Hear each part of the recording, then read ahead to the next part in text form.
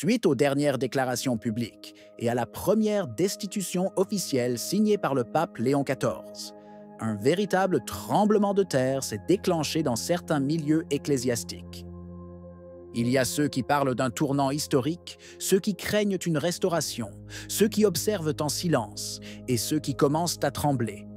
Mais derrière les gestes et les paroles du nouveau pontife, il y a bien plus que ce que l'on voit.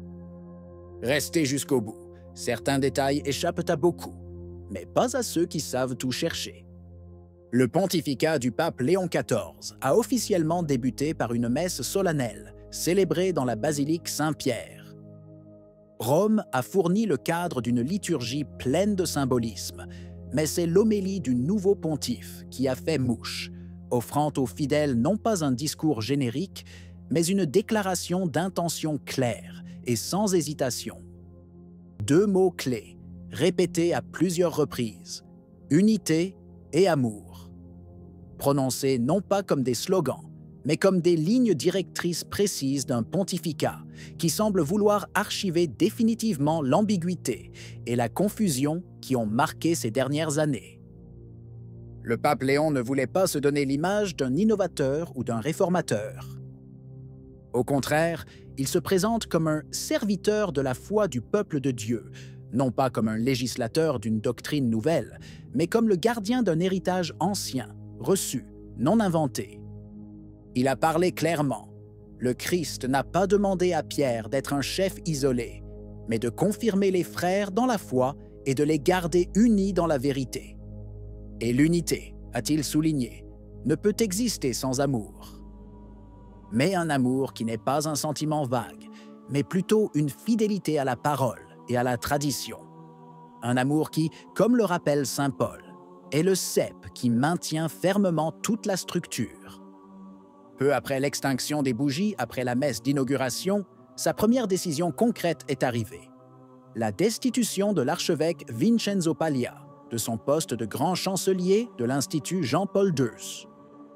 À sa place a été nommé le cardinal Baldassare Reina, figure discrète mais jouissant d'une solide réputation parmi ceux qui prêtent attention à la fidélité doctrinale et à la centralité de la vie humaine dans la réflexion théologique.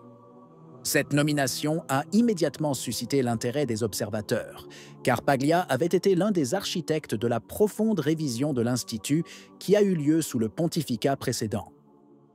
À partir de 2016, nous avons assisté à une véritable reconfiguration. Les professeurs qui défendaient chaque la vision classique de la morale catholique ont disparu, remplacés par de nouveaux professeurs plus ouverts à la révision, dans un esprit de mise à jour des questions bioéthiques et anthropologiques centrales. Certaines positions qui ont émergé au sein de l'Institut ont suscité des doutes parmi les croyants et les érudits. On a commencé à parler avec une plus grande facilité de nouvelles formes d'affection, de la possibilité de relire la structure de la famille de manière plus inclusive, et même d'une relecture pastorale de pratiques autrefois considérées comme incompatibles avec le message évangélique. Paglia lui-même est devenu au fil du temps une figure controversée. Ses déclarations sur des sujets extrêmement sensibles, comme la fin de vie ou les thérapies médicales moralement controversées, ont souvent généré de la confusion. Encore plus controversés sont certains épisodes liés à sa gestion et à sa communication publique, notamment un choix artistique dans son diocèse qui a provoqué un tollé international, en raison de contenus visuels jugés par beaucoup incompatibles avec la sobriété ecclésiastique. À cela s'ajoutent des rumeurs qui n'ont jamais été complètement élucidées à propos de fonds destinés à des activités caritatives qui ont été utilisés à des fins très différentes. Tout en restant à la tête de l'Académie pontificale pour la vie, le départ de Paglia d'une des institutions symboliques de l'enseignement moral marque un renversement important. Il est difficile de ne pas lire dans ce geste une volonté du pape Léon XIV de restaurer un sens de cohérence doctrinale, notamment sur les questions qui touchent à la vérité de l'homme et à sa vocation relationnelle. Lors de sa première rencontre avec le corps diplomatique accrédité auprès du Saint-Siège, le pape Léon XIV a prononcé des paroles qui, bien que non agressives, ont suffi à déclencher un petit tremblement de terre. Après avoir parlé de la paix comme fruit de la justice sociale, il est arrivé au deuxième pilier de son pontificat, la défense de la famille. Mais ce n'était pas une discussion abstraite ou nuancée. Le pontife a défini avec précision ce que l'Église entend par famille. Une communion stable et durable entre un homme et une femme, ouverte à la vie et fondée sur le don mutuel. Cela a suffi à susciter une réaction de divers secteurs, tant ecclésiastiques que civils. Au sein de l'Église, certaines voix notoirement enclines à la soi-disant mise à jour pastorale ont choisi un silence prudent, voire glacial. D'autres, en revanche, ont ouvertement parlé d'un « retour en arrière », en utilisant des tons polémiques sur les chaînes en ligne et dans les médias progressistes. En dehors des murs du Vatican, les commentaires étaient encore plus vifs. Certains militants et commentateurs ont accusé Léon XIV de faire reculer les aiguilles de l'horloge, évoquant une vision anthropologique qui, disent-ils, ne prend pas en compte les nouvelles réalités sociales.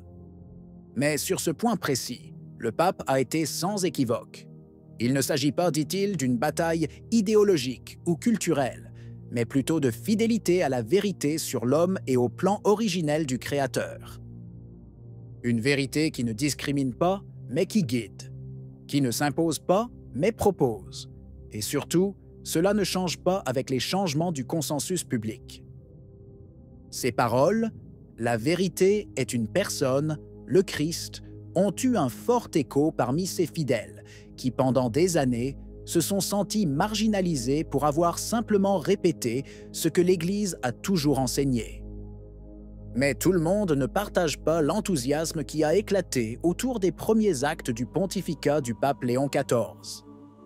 Alors que d'un côté de nombreux milieux conservateurs et fidèles liés à la tradition catholique ont accueilli avec joie ses paroles sur la famille, la vérité et l'unité, de l'autre côté ne manquent pas de voix critiques qui invitent à la prudence. L'une des plus fortes est celle de Diogo Rafael Moreira, un commentateur traditionnaliste bien connu qui met en garde ses lecteurs contre ce qu'il appelle un vain espoir, nourri par ceux qui croient voir en Léon un rempart du retour à la foi de toujours. Selon Moreira, les gestes et les déclarations du nouveau pontife sont encore trop ambigus pour être salués comme un véritable changement de direction. Selon lui, Léon XIV poursuivait, avec des tons plus rassurants, le programme moderniste de son prédécesseur. Le cas de la canonisation d'Isaac de Ninive en serait la preuve la plus claire.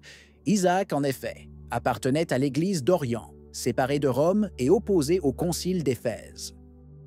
Ses visions de l'enfer et du salut universel ont toujours fait l'objet de vives critiques.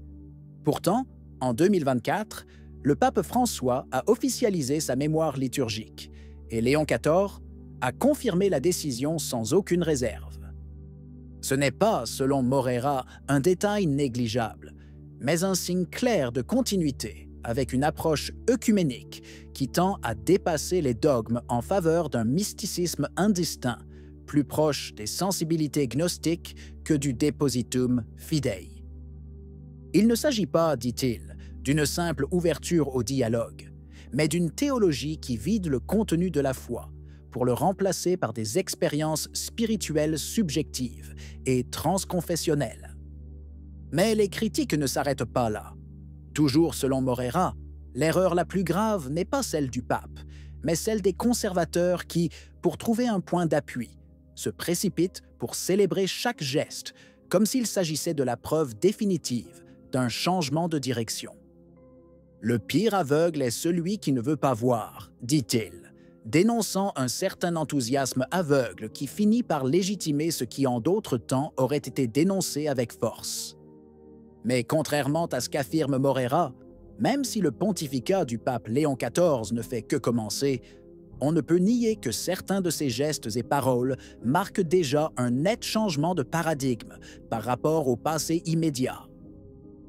Le ton, les références doctrinales, la clarté du langage, tout suggère une volonté de retrouver une cohérence et une identité catholique. Cependant, la prudence est de mise, le discernement est nécessaire, la prière est avant tout nécessaire. Parce que le véritable renouveau exige du temps, des racines solides et une fidélité constante. À une époque marquée par la confusion et les réactions impulsives, l'espoir ne doit pas se transformer en enthousiasme aveugle, ni le réalisme en cynisme. C'est l'heure du silence laborieux, de l'attente vigilante et de la confiance en la providence. Qu'en penses-tu? Si vous avez aimé la vidéo, commentez « Amen ». Que Dieu vous bénisse.